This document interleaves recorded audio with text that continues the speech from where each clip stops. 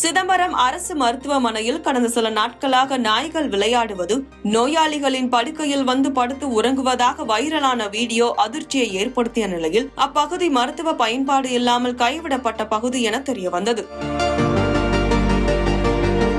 கடலூர் மாவட்டம் சிதம்பரத்தில் அமைந்துள்ள கடலூர் மாவட்ட அரசு மருத்துவக் கல்லூரி மருத்துவமனையில் சிதம்பரம், குமராட்சி, காட்டுமன்னார் கோயில், புவனகிரி, பரங்கிப்பேட்டை சுற்றுவட்டார 150க்கும் மேற்பட்ட கிராமங்களில் இருந்து தினமும் நாளொன்றுக்கு சுமார் 2000த்திற்கும் மேற்பட்டோர் புறநோயாளிகள் வந்து சிகிச்சை பெற்று செல்கின்றனர். 500க்கும் மேற்பட்டோர் உள்நோயாளிகளாக சிகிச்சை பெறுகின்றனர். இந்நிலையில் அரசு மருத்துவமனை வளாகம் மற்றும் உள்நோயாளிகள் சிகிச்சை பிரிவு உள்ளிட்ட பகுதிகளில் கடந்த சில தினங்களாக தெருநாய்க்களின் தொல்லை அதிகரித்துள்ளதாக கூறப்படுகிறது. இந்நிலையில் இங்கு சுற்றித் திரியும் தெருநாய்க்கள் மருத்துவமனையின் நோயாளிகள் சிகிச்சை பிரிவில் நோயாளிகளின் படுக்கையில் படுத்திருந்த வீடியோ வாட்ஸ்அப்பில் வைரலாகி வருகிறது. இதனால் நோயாளிகள் மற்றும் பொதுமக்கள் அதிர்ச்சி அடைந்துள்ளனர். வீடியோ குறித்து விசாரித்த போது மருத்துவமனையில் சிகிச்சைக்கு பயன்பாடின்றி கைவிடப்பட்ட பகுதியில் நாய்கள் இருந்தது தெரியவந்தது. அதே நேரம் இவ்வாறு சுற்றித் திரியும் தெருநாய்க்களால் சிகிச்சை பெறும் நோயாளிகள் மற்றும் பொதுமக்களுக்கு ஏதேனும் ஆபத்து ஏற்படும் முன்பாக மருத்துவமனை வளாகத்தில் சுற்றித் திரியும் நாய்களை அப்புறப்படுத்த